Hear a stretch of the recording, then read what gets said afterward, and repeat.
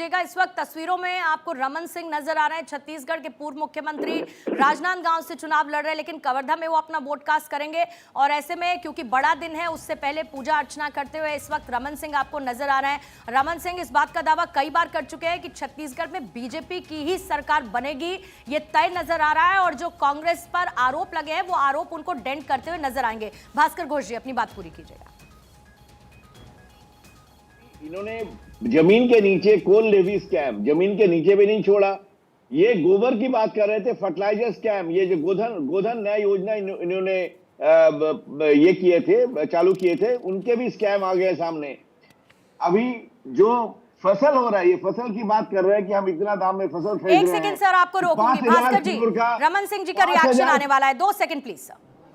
पूर्ण बहुमत के साथ छत्तीसगढ़ में भारतीय जनता पार्टी की सरकार बने और जो सुशासन और विकास की कल्पना छत्तीसगढ़ की जनता के मन में है, वो विश्वास छत्तीसगढ़ की जनता जीते और भारतीय जनता पार्टी निश्चित रूप से इस बार के चुनाव अभियान के बाद 100% विश्वास मुझको है कि भारतीय जनता पार्टी प्रथम चरण में बस्तर और राजनांदगांव को मिला दे तो 20 सीटों के साथ हम पहले चरण में ही बहुमत की दिशा में आगे बढ़ेंगे और 14 से 15 सीटों पर भारतीय जनता पार्टी पहले चरण में और दोनों चरण मिला के स्पष्ट बहुमत के साथ भारतीय जनता पार्टी की सरकार छत्तीसगढ़ में बनने वजह क्या है जो आपको लग रहा है इतना बड़ा बहुमत आएगा? पिछली बार जो स्थिति थी और आप कह रहे हैं पूर्ण बहुमत आएगा, इसकी वजह क्या है? उसकी वजह है इनके झूठ के वादे, झूठ का पुलिंदा जो 5 साल पहले इन्होंने जन घोषणा पत्र में वादा किए थे, आज भी अधूरे हैं। जनता उसके लिए सवाल कर रही है और हमने किसानों के संतुष्ट करने के लिए, किसानों के जीवन में परिवर्तन लाने के लिए, छत्तीसगढ़ की खुशहाली के लिए धान की कीमत में वृद्धि की है 3,100 रुपया और 21 क्विंटल धान खरीदी की बात की है। तो ये एक मुफ्त में बोनस देने की बात भारतीय जनता पार्टी ने की है। 2 साल का बोनस 4200 करोड़ 25 तारीख को देने, 25 दिसंबर को सुशासन दिवस पे देने की घोषणा की है। 500 रुपया गैस का सिलेंडर देने की बात की है। महिलाओं को 12,000, श्रमिकों को 10,000 रुपया वार्षिक देने की घोषणा की। इतनी सारी समाज के लिए घोषणा है और उससे बड़ी बात डेवलपमेंट। मोदी के साथ हम डबल इंजन की सरकार बनाएंगे छत्तीसगढ़ में और तेजी के साथ छत्तीसगढ़ में विकास आगे बढ़ेगा। महादेव ऐप कितना बड़ा मुद्दा है? महादेव ऐप बताइए। निश्चित बात है, करप्शन बहुत बड़ा मुद्दा छत्तीसगढ़ में है।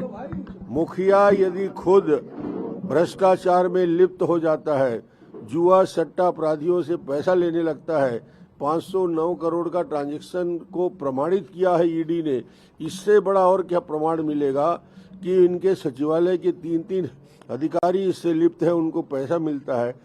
उनका बयान जो आया है सोनी का, जो महादेव ऐप का प्रमुख है, संचालक है, कि मैंने 509 करोड़ 508 करोड़ रुपया भूपेश बघेल को दिया है, 5.7 यानी 5 करोड़ 70 लाख रुपया जब्त हुआ है और वो हैंडलर था जिसको किया गया, उसके बयान पे भी आया है कि बघेल नाम के व्यक्ति को हमने पैसा दिया है। तो